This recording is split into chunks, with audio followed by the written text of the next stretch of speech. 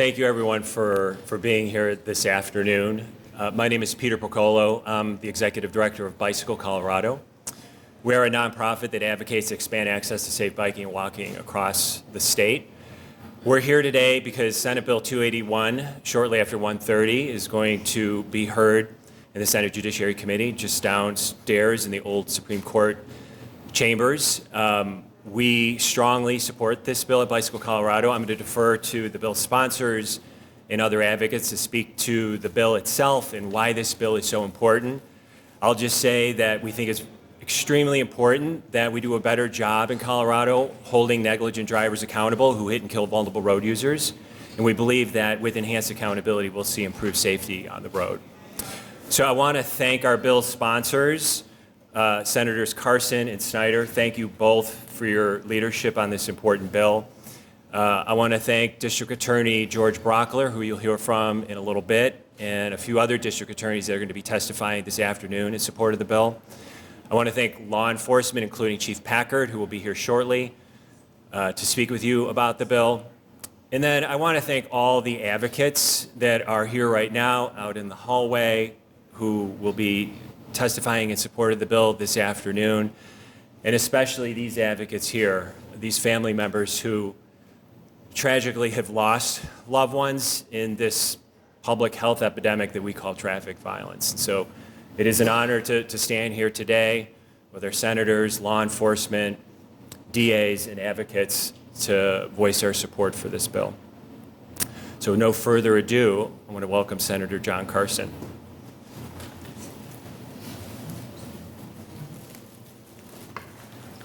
Thank you, Pete. Well, needless to say, I wish none of you had to be here today. This legislation is born out of tragedy.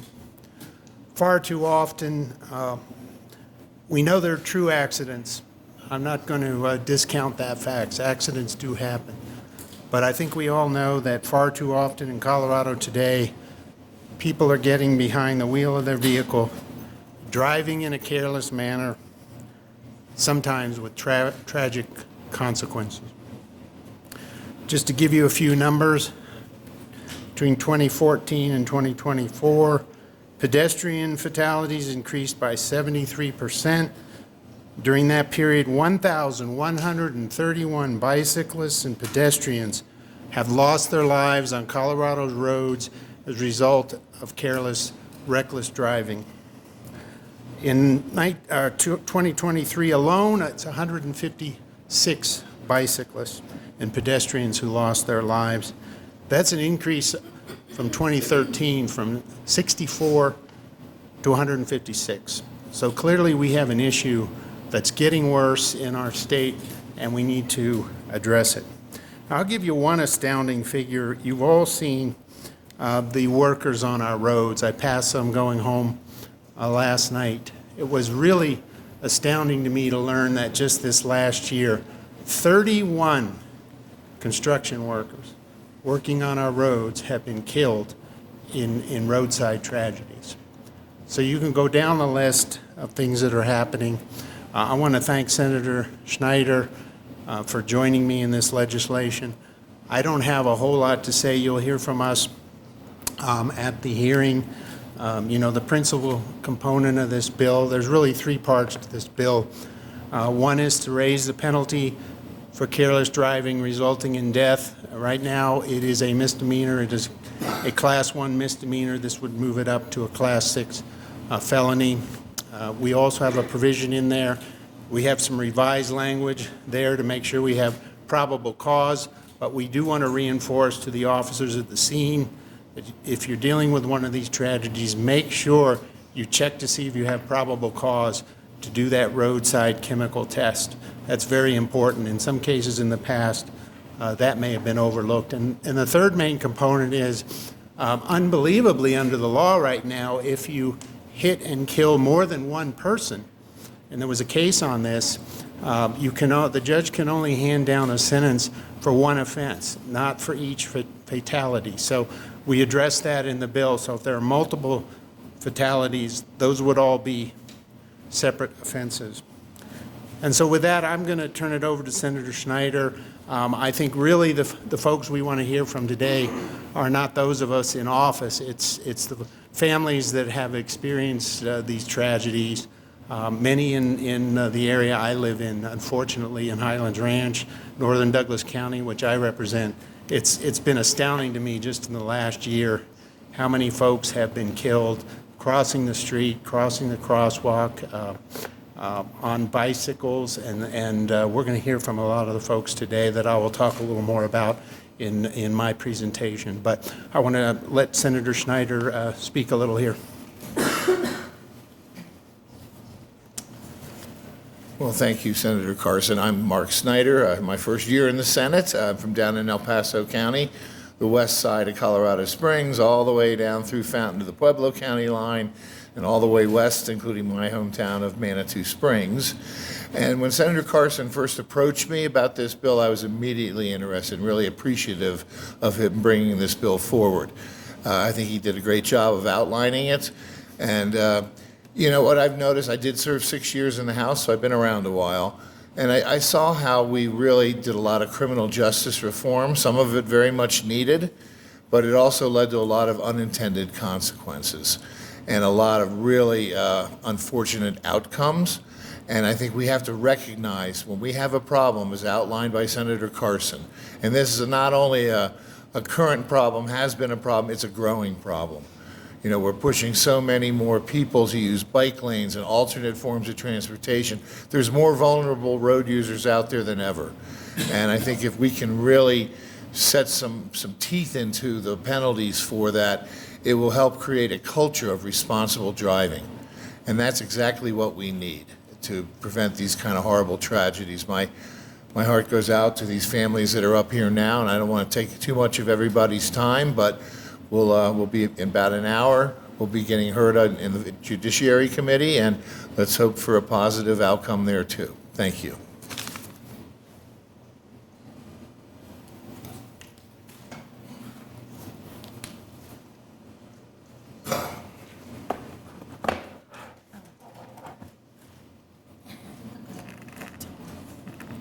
Thank you, Senators. Thank you, Senator Carson. And Senator, I'm sorry, I'm spacing your name. Snyder, thank you. I know, it's small print on your. So we're not here today to talk about infrastructure. We are here to debate roads. We're not here to debate road design, paint, or infrastructures, because it's only half the problem. The other half, and the one too often overlooked, is driver responsibility and accountability. We are here because someone made a series of reckless, preventable choices that killed our 17-year-old son, Magnus White. We speak not only for our son, but for every family who has lost someone to dangerous driving and who has been told by the justice system that it was just an accident. Those are the words that are so hard to hear when someone is killed. It was just an accident. We want to talk about the truth, about equity, and about the bare minimum standard of accountability we should expect when someone is killed. We hear this all too often, that drivers don't mean to kill someone. They shouldn't be punished. That drivers simply make mistakes that turning those mistakes into felony does more harm than good. We are here to tell you that our son Magnus White didn't die because of a mistake. There were deliberate choices, and those choices killed him. The Colorado State Patrol investigation recommended careless driving resulting in death. Under current law, this level of devastation amounts to a Class 1 misdemeanor traffic offense with a maximum $1,000 fine, less than 1 year in jail, and maybe a suspended license, if that.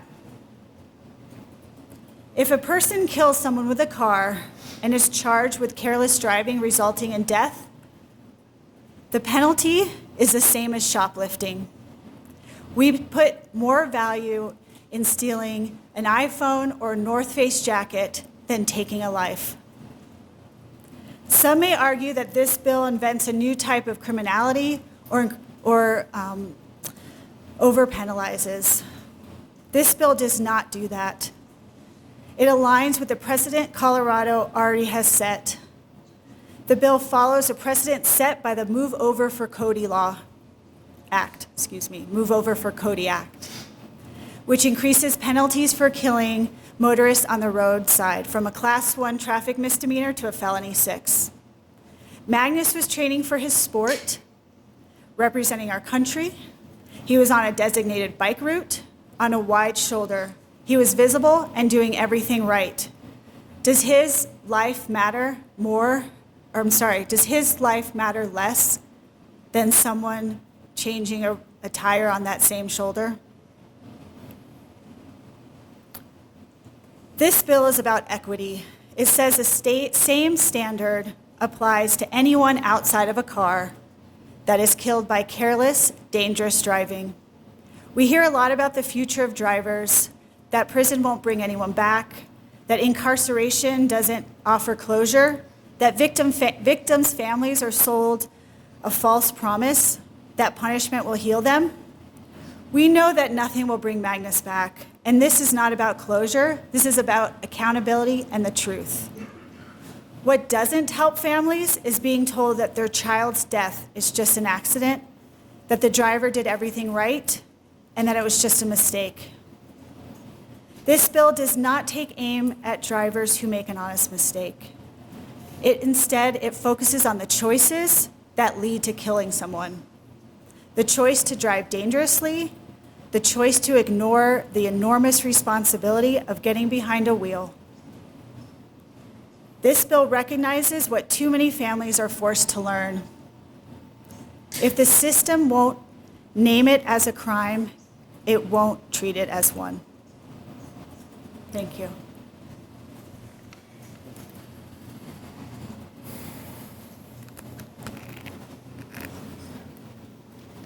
I'm Michael White. I'm Magnus's dad. And we're here today in support of mandatory chemical testing after any fatal or serious injury crash. Because what happened in our son's Magnus's case can never happen again. When Magnus was killed, 3 law enforcement agencies responded. Eyewitnesses report the driver swerving multiple times before she hit and killed Magnus. She told police on scene that she had been drinking, but lied about when. She had taken several prescription drugs, but lied about when she took them. She told police it was her car's fault, but told an eyewitness she blacked out. And not a single officer requested a sobriety test or a blood draw. We later learned the truth.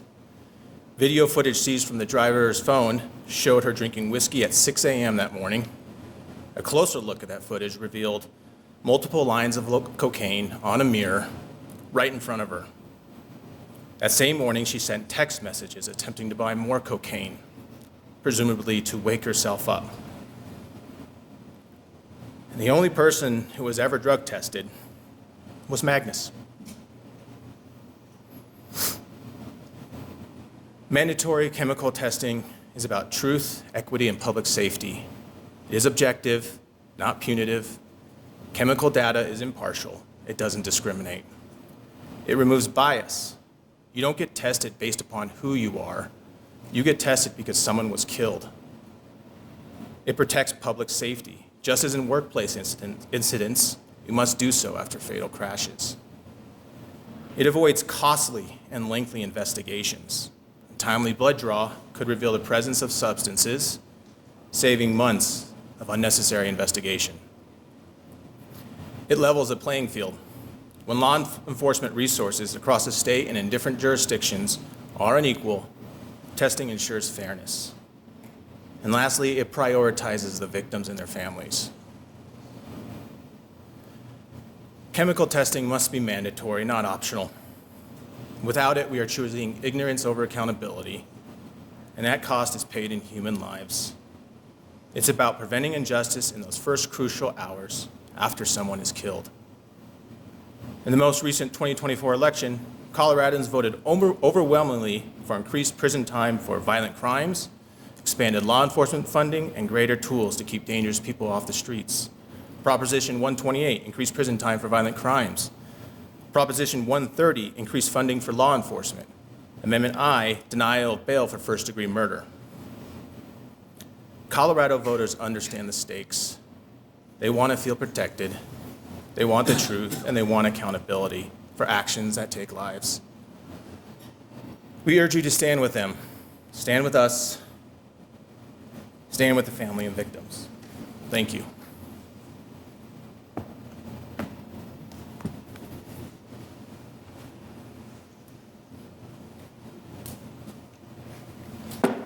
Hello, everybody. I am going to be pretty short, and I will start with the picture because you see, this law does have a face. Show you pictures, guys. This is the most probably known picture of my son, taken a year prior for his killing. This picture, my son at 12 years old built his 3D printer. 12, how many kids can do that? My son liked to take pictures with his eyes closed. Maybe he did have a higher callings. He was very passionate about his baseball. As a matter of fact, that day he had to have his first practice of the season. His team dedicated the entire season for him, and guess what? They won the championship. This picture my son posted on his social media 1 month prior to him dying. And I live by this now. Quote of the day: if you can't fly, run. If you can't run, walk. If you can't walk, crawl. But by all means, keep moving. 13-year-old. Why we're here today?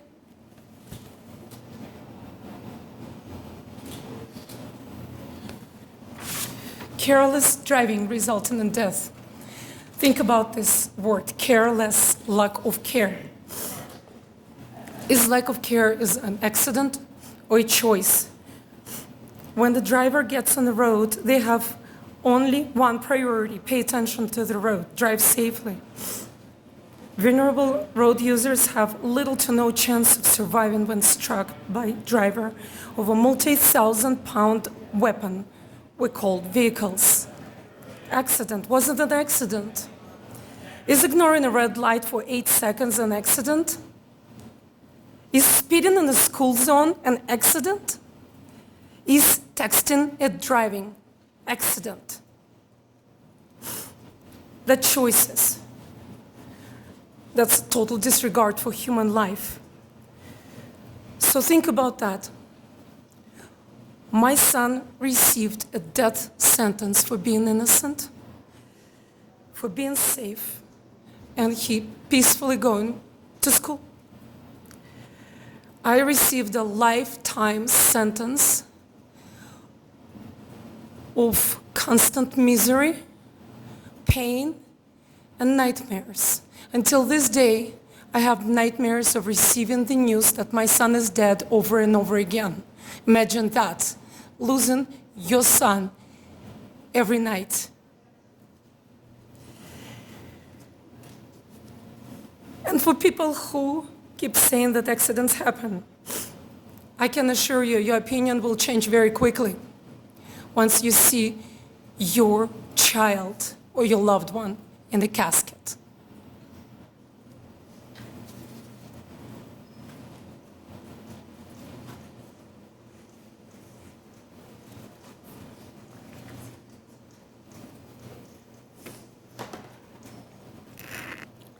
Good afternoon, everyone. My name is Terry Vogel, and I stand here today in solidarity with these families and other dignitaries that are here in support of Senate Bill 281, a bill created to address the failures and the shortcomings of the current Class 1 misdemeanor.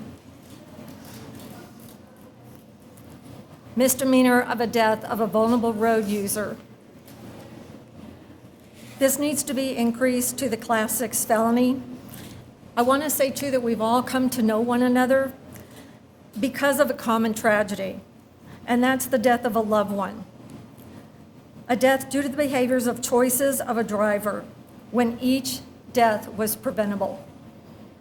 We also share a common goal to increase driver accountability and to have mandatory chemical testing when appropriate. My husband, Chuck, was a very honorable man, a man of integrity, great passion. He had passion for his family, his friends, and his community. He had an energy that was contagious and also packed everything he could into every single day, whether on a bike, hiking, on the golf course, or at the community food bank where he volunteered. This may sound really strange. Chuck was excited about turning 65. Who does that, right?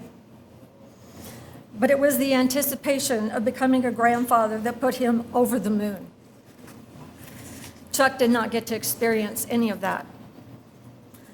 On July 4th, 2019, he went on an early morning bike ride and he never made it home. I received a phone call that morning that woke me up. It was Parker Adventist Hospital asking if it was possible my husband could have been on a bike ride, telling me I needed to come immediately to the hospital. Same tragic contact, call, text, many here today have received, many who are out in the community have received. When I arrived at the hospital, Chuck was unresponsive and on life support. Now, I want to say to you, Chuck died the following day as a result of his injuries. A vibrant and beautiful life that was taken by a driver's poor choices. Choices that shattered my world and the world of many of those around me. Somehow society has normalized that these vulnerable road user deaths are accidents, as has already been described here. They'll even just say, oh, well, these things just happen. The majority of these deaths are in fact preventable, and that's the point. So the penalties that define and make the distinctions to support the differences in crimes is imperative. It's the general belief that these vulnerable road user deaths just happen to someone else. And as you can see clearly today, and you've heard from many people here, it can and does happen to any of us. Some people, because of their vulnerability related to their jobs, their occupations, they're on the roads, on the side of the roads. Senator Carson referred to the 31 people in construction zones that were killed last year. We stand here today to represent all vulnerable road users and to bring attention that a vulnerable road user is anyone outside of the vehicle.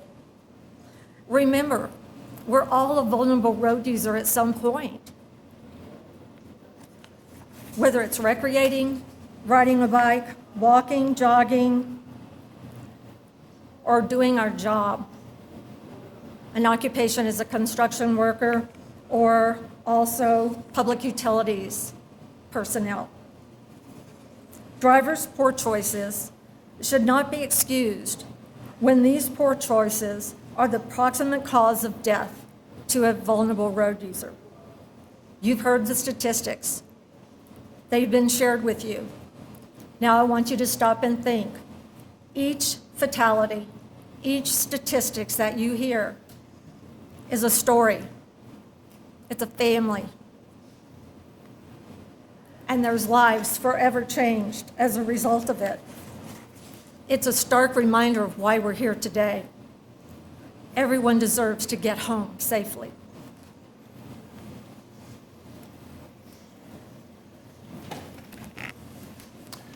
We're going to wrap up with hearing from District Attorney George Brockler and Chief Packer from State Patrol.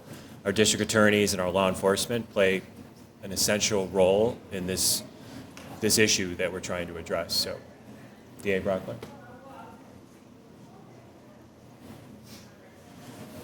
Thank you. I'm George Brockler. I'm the district attorney for the 23rd Judicial District, Douglas, Elbert, and Lincoln counties. I was the DA for the 18th, which included Arapahoe County. It was the most populous jurisdiction in the state.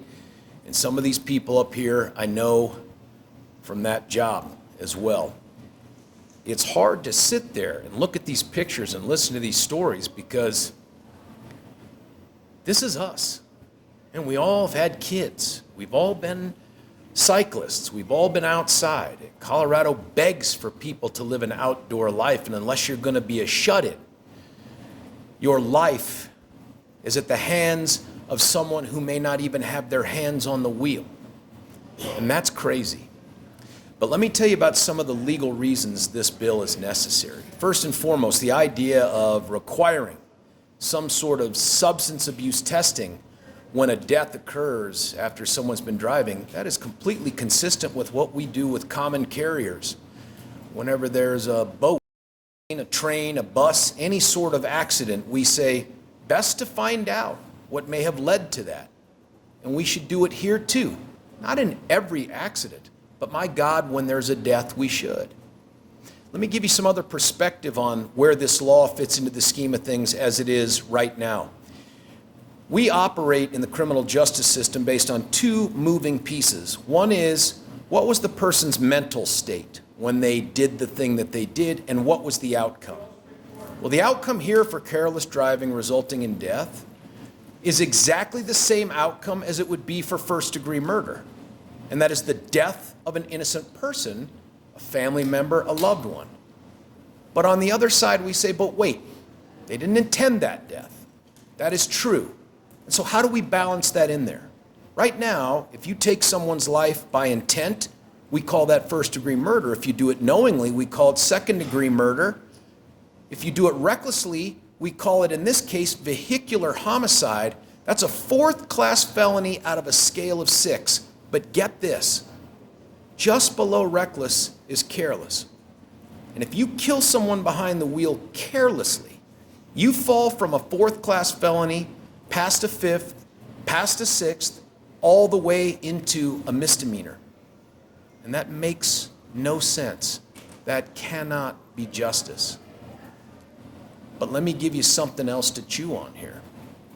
There's a charge called abuse of a corpse.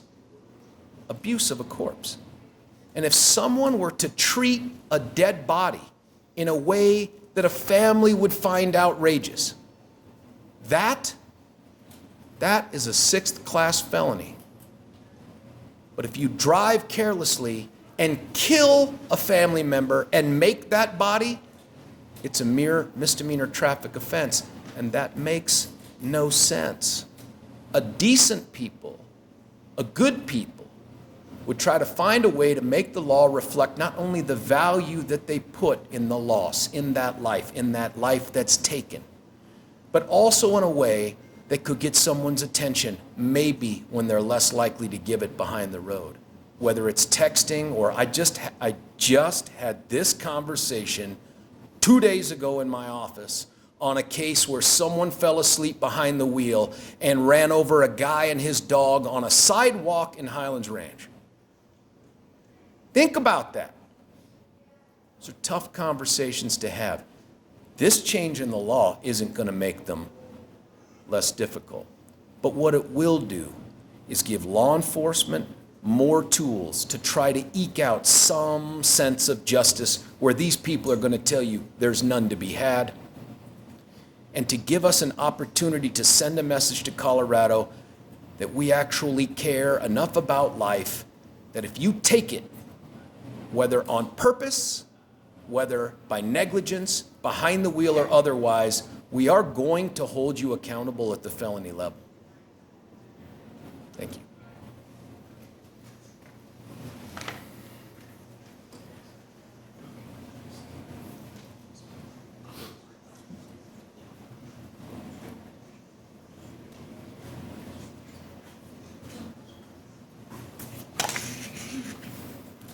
Good afternoon. Colonel Matthew Packard. I have the privilege of serving as the Chief of the Colorado State Patrol. And it's an honor to be able to be here and be a part of this presser and stand with these people. I don't know how you listen to these stories. And I've been listening to these stories for my entire career.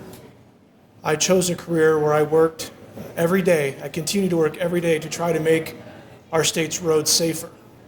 And for a significant portion of my career, my primary responsibility was to investigate crashes that resulted in the loss of life. And there are ones that are easy to get mad at. I've got plenty of those stories. That it's obvious, someone that was drunk, someone that took this reckless behavior and resulted in serious injury or death to somebody. And we prosecute those cases, and sometimes we get really effective prison sentences. But I will tell you that the majority of the investigations that I worked in my career and our troopers continue to work through get classified as careless because there isn't that obvious aggravating situation where somebody took drugs or drank alcohol or was driving 100 miles per hour. Many of these cases are where people are sitting behind the wheel of a car and make a conscious decision that doesn't meet the statutory definition of recklessness. But it is a clear due regard for the responsibility that they hold in their hand in that steering wheel. These are 3, 4, 5, 6, 80,000-pound vehicles that are moving at 60 miles an hour, 40 miles an hour. The amount of force that is at someone's control in that moment is incredible. And to think that we just kind of ho-hum when that behavior results in the loss of lives. And you hear the stories and the impact. This is not our first press conference about these issues. Colorado has to be better. 683 people lost their lives in this state last year. 683. We don't have a room big enough in this Capitol. We can't fit that on the West Steps to call the right attention to this issue. My drive down here today, my normal police car is getting work, so I'm not driving a car that's a police car today. And it's remarkable the behavior you see when you drive around this state. People with their phones in their hands, in their ears, at the tips of their fingers, that are weaving in and out of traffic, driving fast. Under our current framework, what I'm describing is not recklessness. It's a misdemeanor traffic offense. And unless you kill somebody, it's a 4-point violation and a slap on the wrist. And even if you do kill somebody, it's a 12-point violation. The number of people that get held accountable for that behavior is minuscule, perhaps even non-existent. We have an opportunity with this legislation today and in this process during this General Assembly to make change. We have the opportunity to hold people accountable and call attention to an issue that has been killing people in Colorado for decades. For decades. So please, let's do something about this. Let's make it clear that this state holds death on our roads to the appropriate level of accountability. We should put people in jail when they kill people. That's what jail is for. When you kill people, that's where you go. At least that's where you should go. But we're not doing it right now in Colorado, and the time is ripe to make change. So to the sponsors, thank you for calling attention to this issue.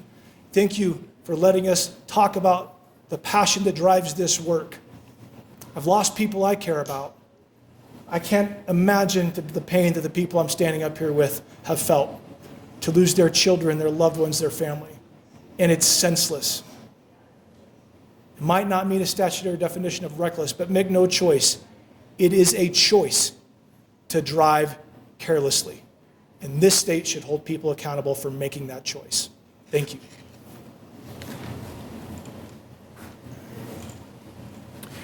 Because law enforcement plays such an important role in this topic, Sheriff Weekly from Douglas County made the trip, and I just want to ask you to share a couple of thoughts. So we have an encore speaker, and then we'll open it up for questions.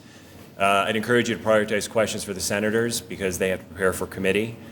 And then we'll have some family members staying around afterwards if you want to do some one-on-ones. Sheriff Weekly. I'm Darren Weekly. I'm the sheriff of Douglas County. I want to thank Senator Carson, Senator Snyder for moving forward on this bill. The reason that we're here today is because of Alex Mackiewicz. That case garnered a lot of media attention.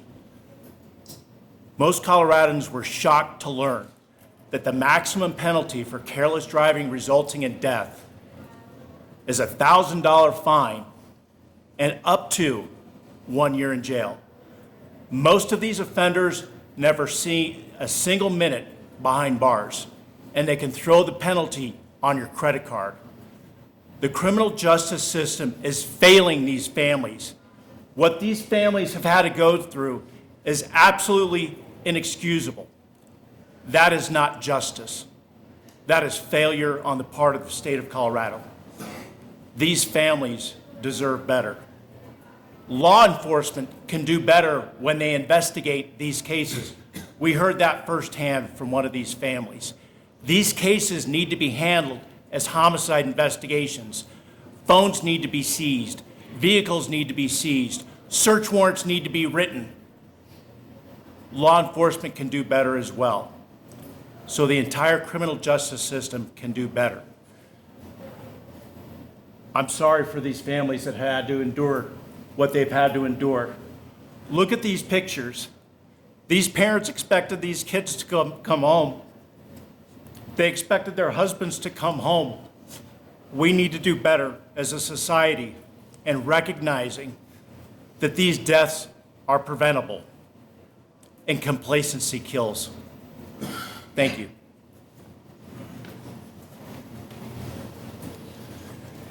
Before we open up for questions, I just want to acknowledge Josh Stewart, who lost his son, Liam, and Clarissa and Rod Stratton, who lost their son, Ollie. They were kind enough to lend their airtime, their speaking time to other families, but they're available to answer questions as well. So the floor is yours for questions. Again, I'd encourage you to prioritize questions for our senators, and then we can stick around for a little bit. About 1:25, we're going to head over to the committee meeting, but there's one-on-ones as well if you had one-on-one questions. So it's all yours.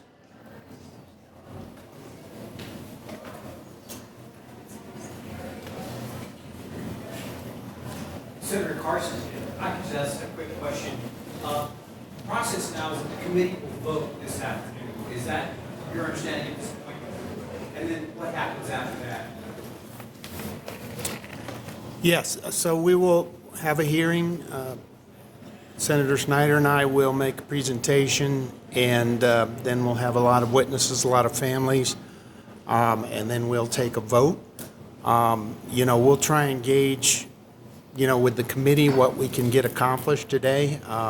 These are difficult issues, and, we have to respect the process, make sure we follow probable cause, these type of things, but we're going to see if we can get the toughest thing through today. We can. If we have to have discussions with the other members of the committee, we'll do that, and we'll keep refining the bill, but there'll very likely be some votes today. Standing out here, it seems like a no-brainer. What's your biggest obstacle?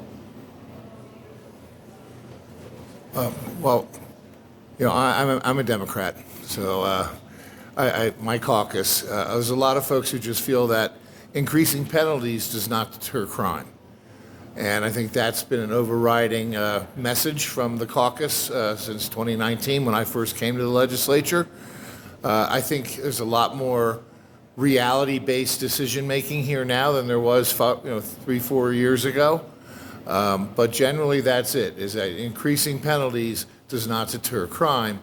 I happen to vehemently disagree with that.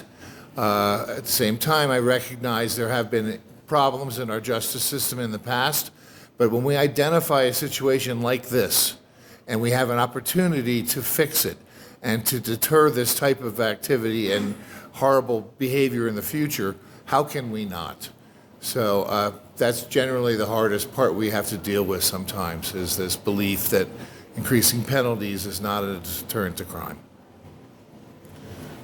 And a follow-up. I think when I talk to the families and cover different stories, and you're right, someone mentioned that they're shocked. They didn't know that it would be a class misdemeanor.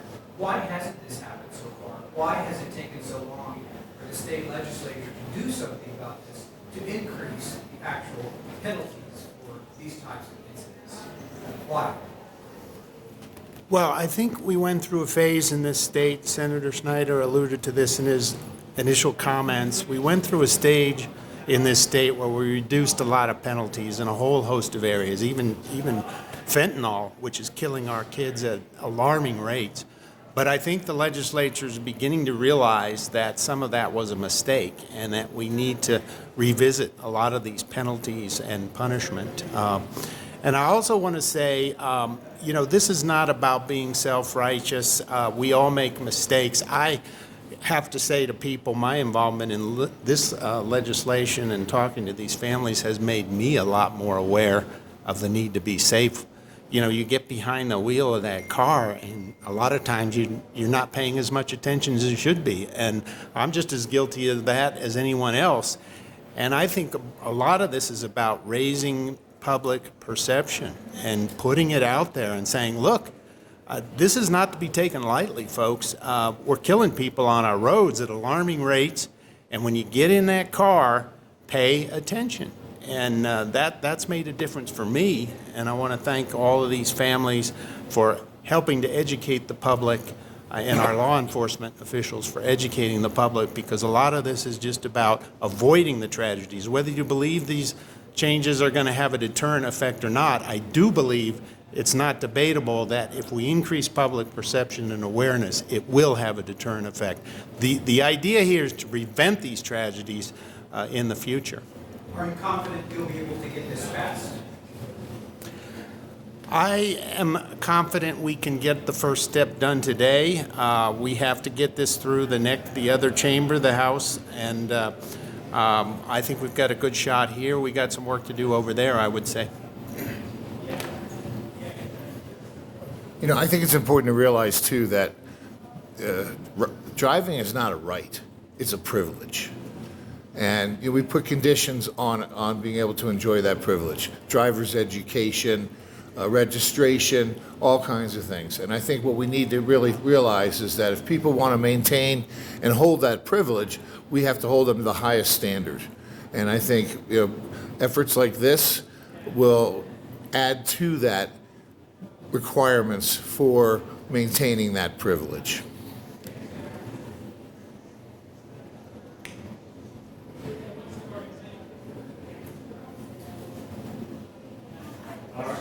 Were there other questions? What that bar is for recklessness or something like this being charged with a felony right now?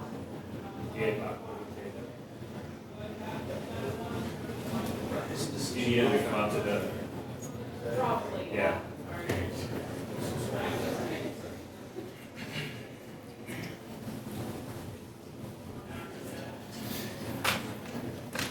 You can look up, by the way, most of these traffic statutes, reckless driving, vehicular homicide. They're not in the same place. Most traffic is in Title 42. 42-4 is all of your operational behind the wheel stuff. Vehicular homicide tends to live in the 18s. But recklessness is more of a willful and wanton conduct, the kind of stuff that Chief Packard talked about. It's out there and exists, but without the tools to get in and look at some of the other things, get the search warrants that the sheriff talked about, you just can't prove it up. Carelessness is different. It's driving on the roadways of Colorado without giving due regard to all attendant circumstances, including things like road width, grade, curves, traffic, anything like that. They're not that far apart, but in the law, they're that far apart. It's the difference between looking at 2 to 6 years in the Department of Corrections on a reckless-based vehicular homicide and less than a year in the county jail for a careless-caused death of someone behind the wheel.